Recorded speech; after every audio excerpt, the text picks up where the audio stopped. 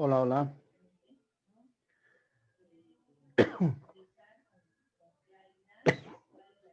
Ah,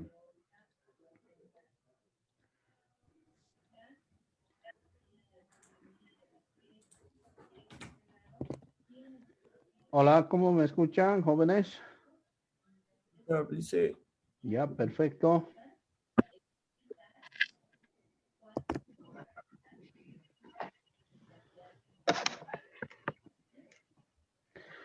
Bueno, vamos a continuar ya, mientras van ingresando, ya culminando esta parte de lo que es el estado del arte. Como bien sabemos, el estado del arte establece el conocimiento y los antecedentes de la investigación bajo una reminiscencia de análisis contextualizado de lo que es el documento del cual nosotros hacemos referencia para apoyar a nuestro proceso investigativo, al problema planteado, al objetivo que nos hemos trazado dentro de la investigación. Por eso el Estado es bien fundamental, porque es ver el estado en que se encuentra el problema de investigación. Es el establecimiento de esa investigación documental que yo he podido percibir, que yo he podido contar. ¿Para qué? Para fundamentar mi proceso investigativo, para poder estandarizar, para poder conocer ese proceso de relacionamiento problemático que he planteado bajo un objetivo científico general y específico que he establecido. Y es una producción investigativa, teórica y metodológica donde cada uno de ustedes, como investigadores, va extractando de un libro, de una revista, de un periódico, de un simposio, de un seminario, información valedera para que sustente su trabajo y llegue a hacer comprender las necesidades que se tienen. Además de ese conocimiento bibliográfico, enriquece el proceso de la investigación y además evita repetir las investigaciones ya realizadas. Como conclusión podemos decir de que el estado del arte, señores estudiantes, es una investigación documental que tiene por objetivo recuperar y trascender reflexivamente el conocimiento acumulado sobre un objeto de estudio. De ello, permite, fuera del objetivo, permite alcanzar el conocimiento crítico de cada investigador y además la comprensión que deba tener sobre una situación problemática planteada y la objetivización del proceso de investigación a seguir. ¿Por qué? Porque este estado del arte le va a generar al investigador nuevas comprensiones conceptuales, entendimientos y le va a orientar en las investigaciones actuales que se tienen y futuras que se puedan dar. Además, el estado del arte incluye el establecimiento de un marco teórico. Ese marco teórico que va a dar cuenta, ¿no?, de una revisión, análisis crítico de la literatura, donde ustedes ya van a colocar ese proceso de análisis contextualizado de un determinado texto, párrafo, bajo las normas APA, lo cual va a significar que ese documento tiene validación. Es un documento que no se han inventado, ese documento existe en un libro, tiene autor, tiene página.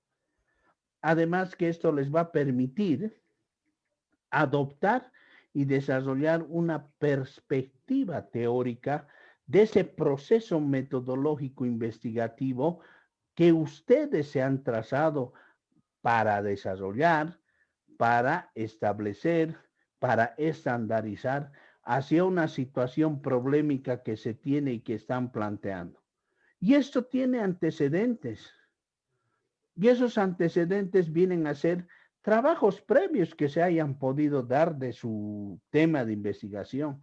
Si hablamos del feminicidio, vamos a ver que no van a ser los únicos. Debe haber muchos trabajos que ya se han dado sobre feminicidios. Entonces, también los vamos a validar, los vamos a recabar, porque de esa información, de esos trabajos, vamos a sacar ciertos datos que nos van a servir en el proceso investigativo de el trabajo que cada uno de ustedes se traza. El estado del arte se realiza a través de fases. Y esas fases vienen a ser la preparación, ver cómo voy a investigar, qué voy a ver, si libros, si revistas, si textos. Luego tengo que describir ese proceso y luego tengo que interpretar el núcleo temático, o sea, tengo que basarme en la necesidad de información bibliográfica referida a mi tema de investigación. ¿Para qué? Para que yo pueda construir una teoría contextualizada históricamente de información actual que se vive y futura que se pueda dar. ¿Para qué? Para luego socializar y publicar una información fidedigna y real. Y entrando a lo que es el marco teórico. Señores estudiantes, el marco teórico implica pues que cada uno de ustedes desarrolle ese análisis teórico de toda esa su investigación que ustedes se han planteado desarrollar. Es más aún, establece el contextualizar antecedentes que se consideren válidos para que encuadren en su estudio. A veces existen trabajos o problemas que ya se han estudiado similares al que tienen, como también con objetivos y preguntas. Tienen que ver la relevancia y la factibilidad. Por eso trazamos las funciones principales del marco teórico. ¿Cuáles son esas funciones principales? Es la que ayuda a prevenir errores, el marco teórico, así yo puedo basarme solo en información que sea de mi problema planteado. Como también me orienta sobre cómo voy a analizar el estudio. Fuera de ello, me sirve como guía para centrar en el problema que he planteado y así poder desviarme en otras situaciones. Si estoy hablando, por decir, de la empresa Manaco, voy a hablar de calzados, voy a hablar de producción, voy a hablar de propaganda, lo cual difiere con una empresa de embutidos Pío Rico, que ya no voy a hablar de calzados, tendría que hablar de embutidos, salchichas, chorizos, lo que establece su especialidad. Entonces yo debo considerar que mi trabajo no debe descontextualizarse o desviarse.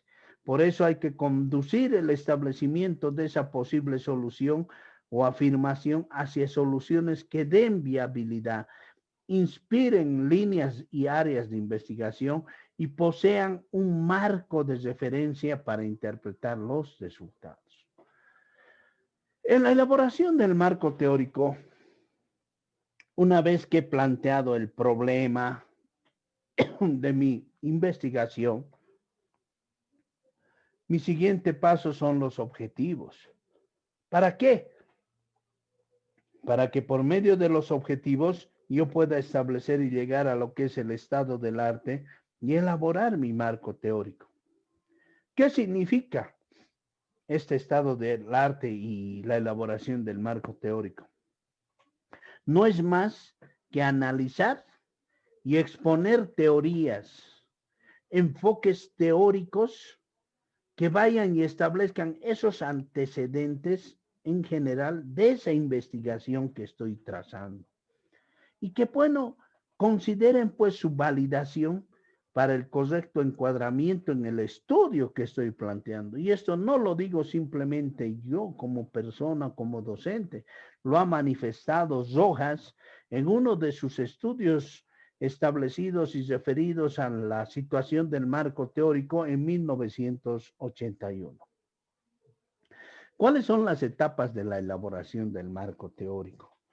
Primero se establece una revisión bibliográfica. ¿Qué es la revisión bibliográfica? Es pues esa descontextualización de conocimiento bibliográfico que se tiene referido a mi problema, donde voy a adoptar una teoría, voy a desarrollar una perspectiva teórica y una referencia.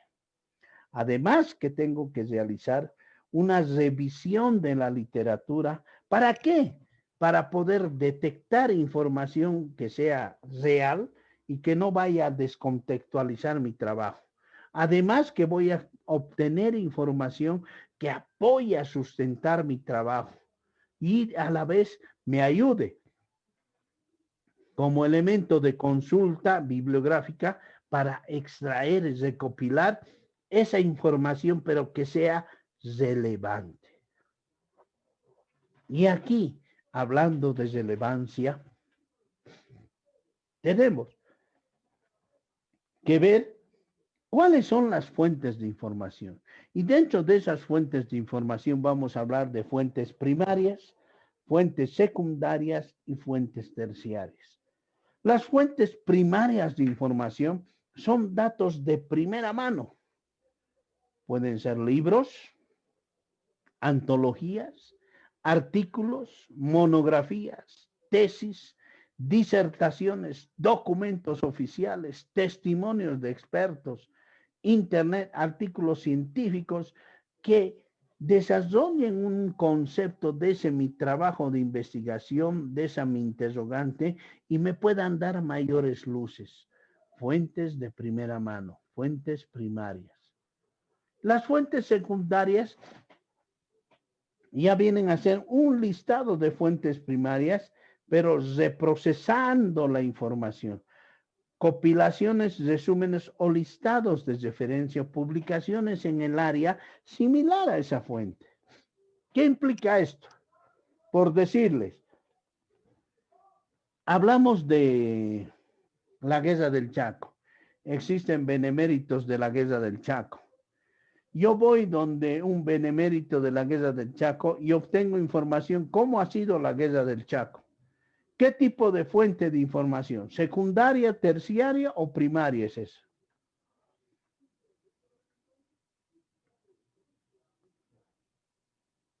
Señores estudiantes,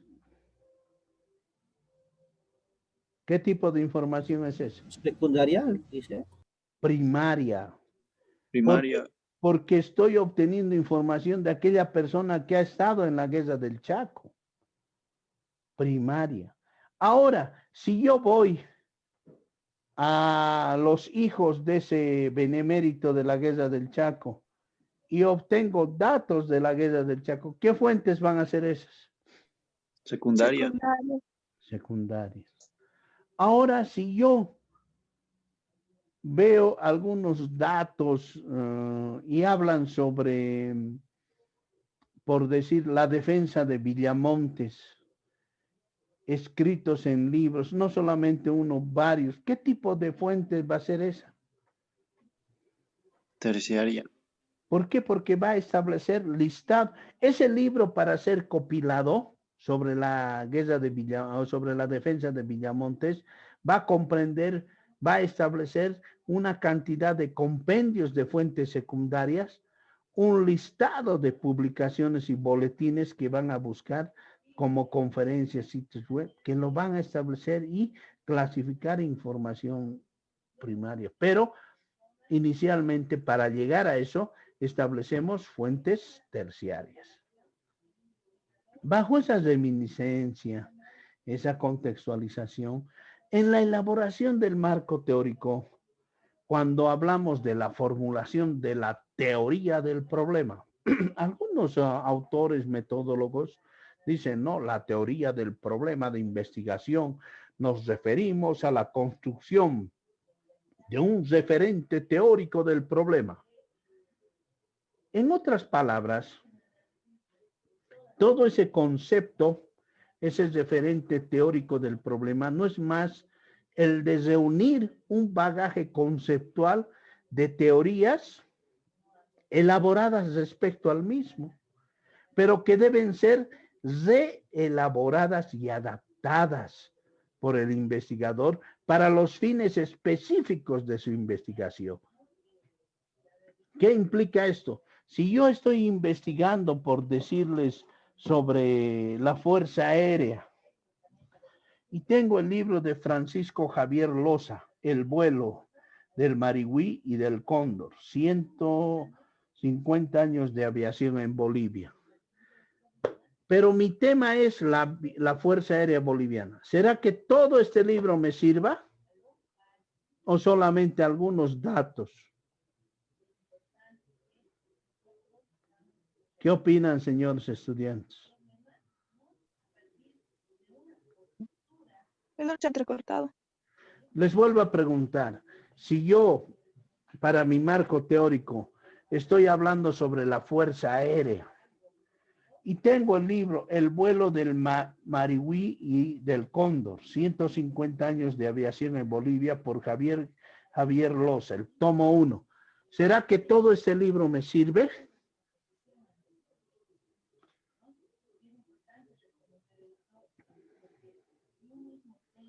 ¿O solamente algunos contextos, algunos